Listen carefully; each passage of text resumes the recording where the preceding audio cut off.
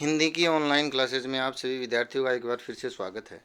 हम कक्षा 10 में महावीर प्रसाद द्विवेदी का निबंध पढ़ रहे थे, स्त्री शिक्षा के विरोधी कुतर्कों का खंडन। और बहुत सारे कुतर्कों का हमने खंडन किया है अच्छे अच्छे तर्क दे करके। और हमारे तर्क चल रहे थे। पहला तर्क हमने दिया कि प्राकृत बोलना अपढ़ होने का सबूत नहीं। प्राकृत भाषा आज के समय की हिंदी भाषा है। जैसे उस समय शेरशानी थी, अपभ्रंश थी, पाली थी। और जो लोग ये मानते हैं कि सबूत नहीं है, तो उन्होंने सबूत दिए कि पुराने ज़माने में स्त्रियां पढ़ी लिखी थी, गार्गी थी, ऋषियों की पत्नियां वेदों का उच्चारण करती थी। और रुक्मणी हरण गाथा में उन्होंने कहा कि रुक्मणी ने जो पत्र लिखा है वो संस्कृत में है, तो इसका मतलब वही पढ़ी लिखी थी। तो जो ये कहते थे कि किसी ग्रंथ में सबूत नहीं है, तो उन्होंने कहा कि बहुत सारे हमने ये जाने हैं कि विमान उड़ते थे। क्या उड़ते थे? विमान उड़ते थे। लेकिन उन विमानों को कैसे बनाया, किसने बनाया, इसका भी तो सबूत नहीं है। और सबूत रहा हो स्त्रियों को पढ़ाने का, नष्ट हो गया हो तो।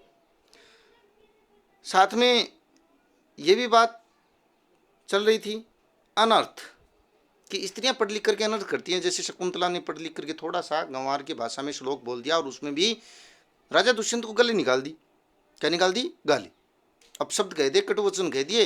अब किसी का अपमान हो तो वो कटुवचन भी ना कहे, किसी के साथ अन्याय हो विरोध भी ना करे। यही बात वो आगे करेंगे कि स्त्रियों का किया हुआ अनर्थ यदि पढ़ने का ही परिणाम है। भाई उन्होंने, कुतर्कवादियों ने कहा ना कि स्त्रियां पढ़ लिख करके अनर्थ करती हैं, दुष्यंत का अपमान किया शकुंतला ने। तो वो कहते हैं कि स्त्रियों का किया हुआ यदि अनर्थ पढ़ने का परिणाम है, तो पुरुषों का किया हुआ अनर्थ भी तो विद्या और शिक्षा का ही परिणाम समझा जाना चाहिए। पुरुषों ने पढ़ लिख करके क्या किए? बम बनाए, बम के गोले फेंकना, ये पढ़ने का परिणाम है बिल्कुल। और क्या किए हैं?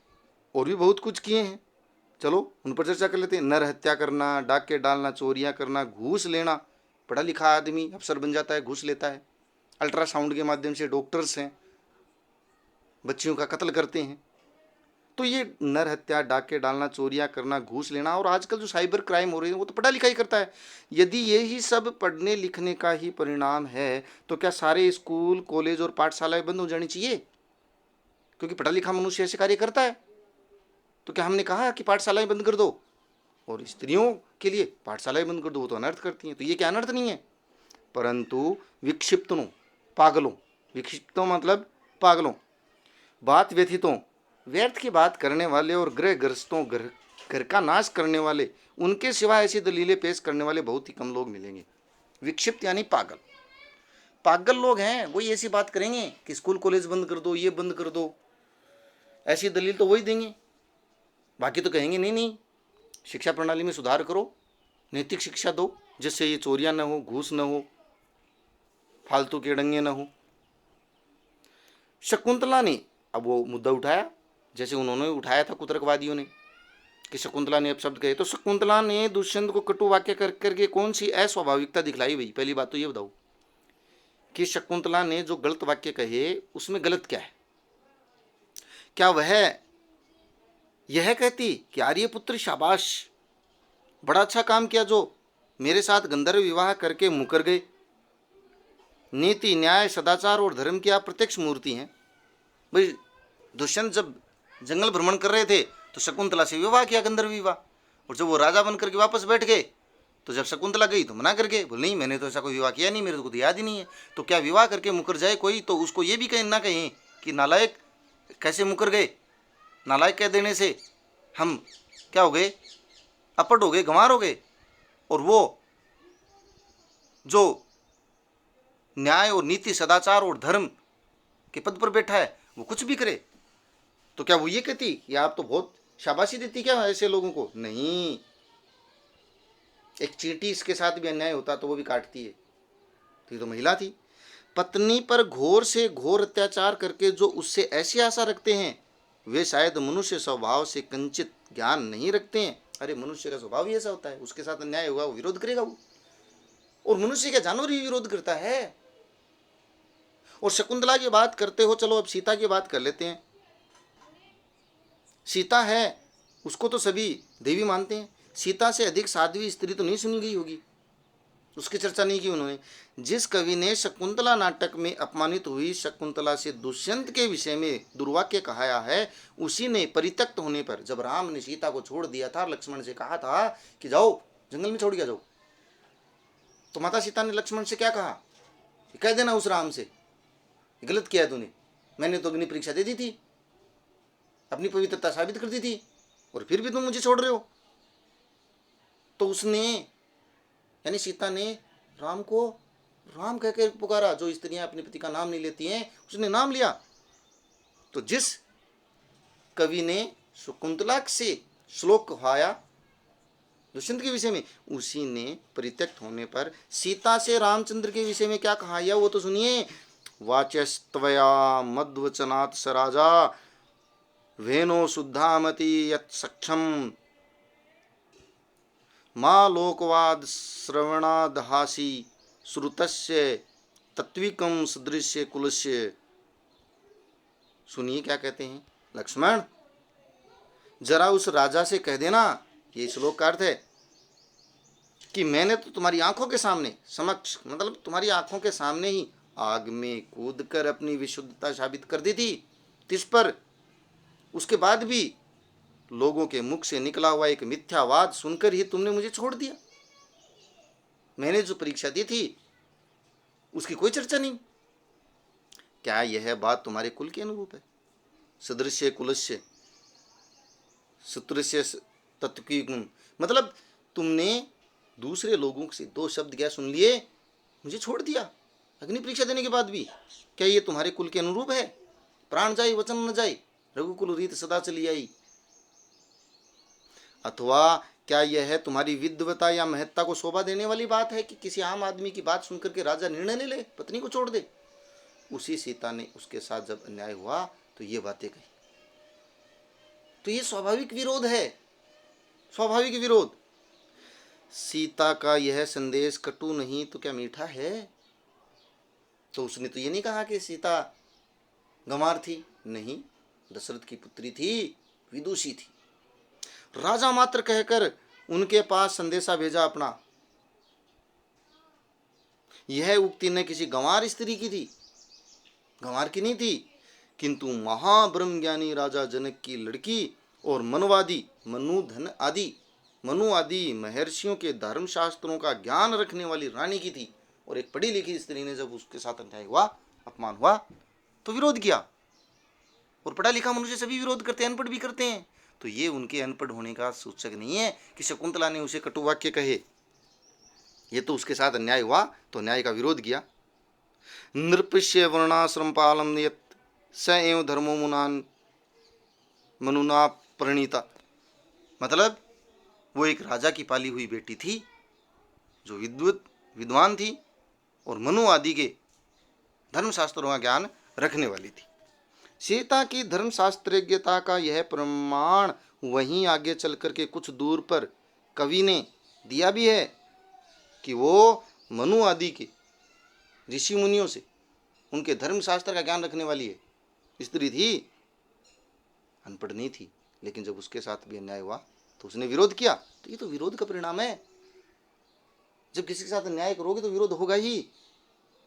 तो गंवार होने का सूचक नहीं, विरोध का परिणाम है। सीता परित्याग के कारण वाल्मीकि के समान शांत, नीतिज्ञ और क्षमाशील तपस्वी तक ने कहा अस्त्येव मनुर्भरताग्रजे में।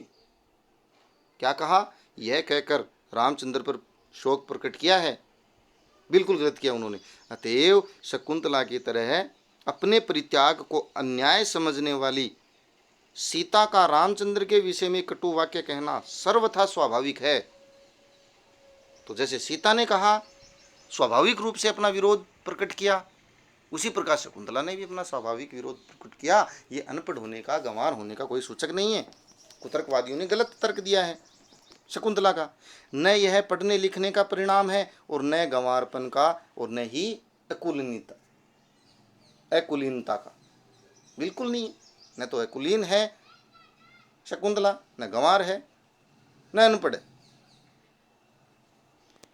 आगे लेखक बहुत अच्छी बात कहते हैं कि पढ़ने लिखने में स्वयं में कोई बात ऐसी नहीं है जिससे अनर्थ हो सके। पढ़ने लिखने में अनर्थ का बीज ही नहीं है। पढ़ने लिखने में कोई ऐसी चर्चा ही नहीं है कि अनर्थ होगा। अनर्थ के बीज कहीं और होते हैं। अनर्थ कोई भी कर सकता है, पढ़ा लिखा भी कर सकता है, अनपढ़ भी कर सकता है, उसकी वो मानसिकता होती है। अनर्थ का बीज उसमें हरगिज नहीं है। पढ़ाई में, पढ़ाई कब सिखाती है कि अनर्थ करो, गलत करो, बुरा करो? नहीं, पढ़ा लिखा इंसान भी बुरा करता है, ये उसकी सोच, उसकी मानसिकता के कारण करता है। अनर्थ पुरुषों से भी होते हैं और अपढ़ों से भी होते हैं, पढ़े लिखों से होते हैं, दोनों से होते हैं। तो अनर्थ दुराचार और पापाचार के कारण और ही होते हैं। अनर्थ के कारण, दुराचार यानी बुरा व्यवहार के कारण, पाप के कारण, वो तो और ही कारण होते हैं। जो कोई पाप करता है, दुराचार करता है, अनर्थ करता है, उसके पीछे कारण देखोगे तो पढ़ाई नहीं है, अनपढ़ नहीं है, कोई और कारण ही होता है। और वे व्यक्ति विशेष का चाल चलन देख कर जाने भी जा सकते हैं। और ऐसे लोगों को हम चाल चलन देख करके पहचान सकते हैं कि ये अनर्थ कर सकता है, ये पाप कर सकता है, ये चोरी कर सकता है। उसकी डिग्री देख करके हम नहीं देख सकते कि ये पाप करेगा कि नहीं करेगा, ये गंवार है तो ये अनर्थ करेगा, नहीं। अतएव स्त्रियों को अवश्य पढ़ाना चाहिए, जरूरी है। आज के समय में स्त्रियां अगर पढ़ी लिखी होंगी तो 2 घरों को शिक्षित करेंगी, बच्चों को भी पढ़ाएंगी, 2 घरों में पढ़ाएंगी। और जब दोनों कमा के लाएंगे पति पत्नी, तो घर भी आसानी से चलेगा, रोजगार की समस्या भी समाप्त होगी।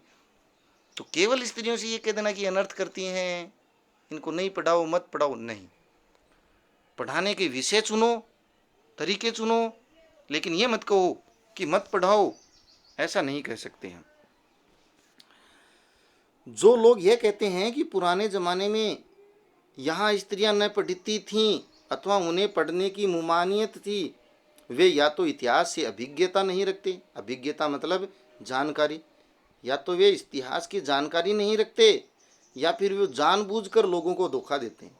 जो लोग ये कहते हैं ना कि स्त्रियां, यहाँ की स्त्रियां पढ़ती नहीं थी, उन्हें मना ही थी, मुमानियत मतलब मना ही थी, वो शायद इतिहास की जानकारी नहीं रखते हैं या जानबूझ करके लोगों को धोखा देते हैं। समाज की दृष्टि में वे लोग दंडनीय है जो ऐसी बात करते हैं, क्योंकि स्त्रियों को निरक्षर रखने का उपदेश देना समाज का अपकार करना है, उपकार नहीं, बुरा करना है, अपराध करना है, समाज की उन्नति में बाधा डालना है। ऐसा करके तो हमें ये चीज़ बदलनी है। बहुत सारी रीतियाँ बदली हैं, कुरीतियाँ बदली हैं, ये भी रीत बदल दो अगर है तो।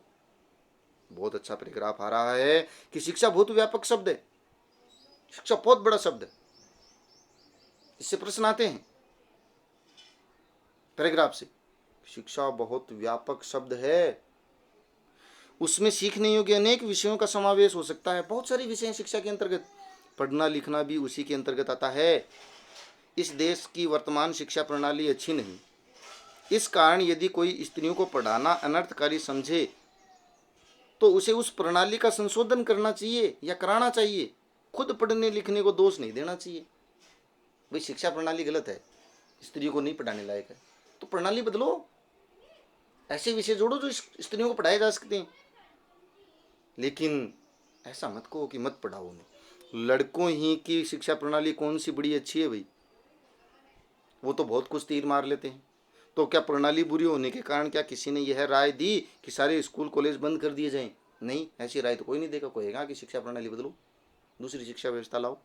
आप खुशी से लड़कियों और स्त्रियों की शिक्षा प्रणाली में संशोधन कीजिए, हमें कोई आपत्ति नहीं है।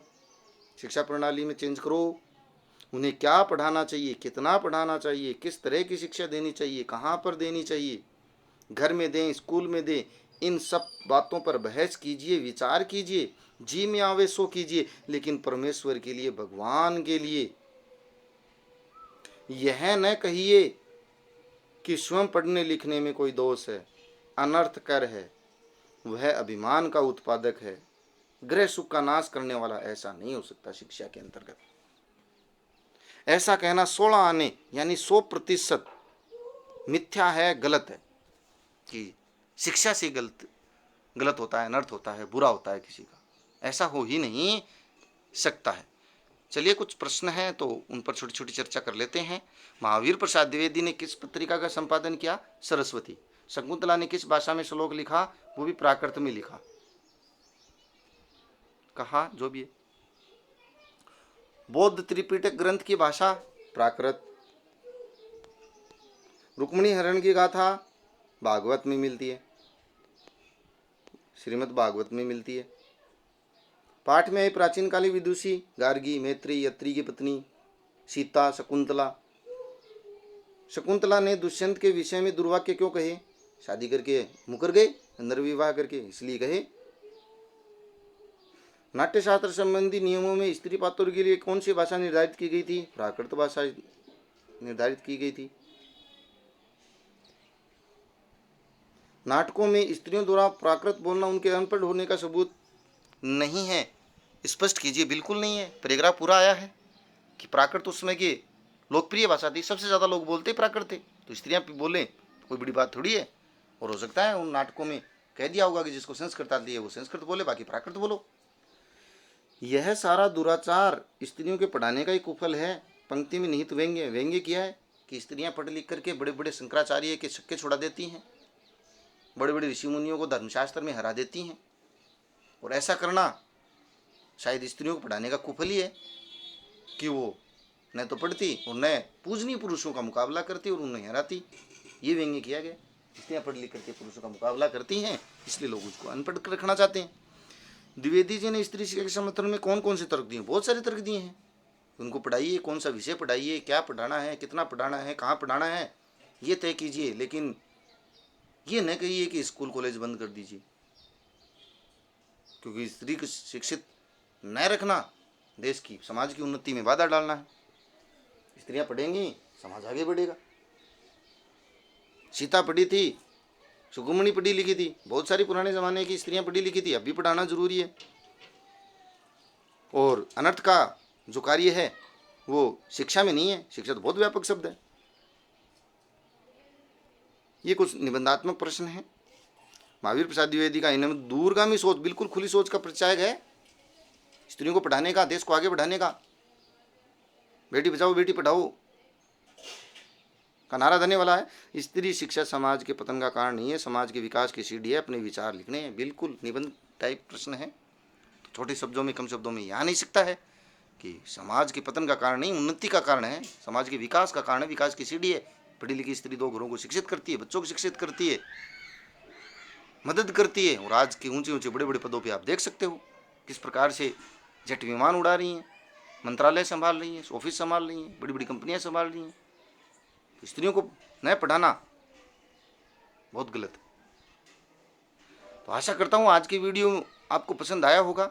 अच्छे से हमने इस चैप्टर को पढ़ा, बार बार पढ़ें, अच्छे से पढ़ें, बार बार वीडियो देखें, जिससे ये चैप्टर अच्छे से समझ में आए। इससे जरूर प्रश्न आता है, निबंध है, इसलिए मिलते हैं नई वीडियो के साथ। तब तक के लिए बहुत बहुत धन्यवाद।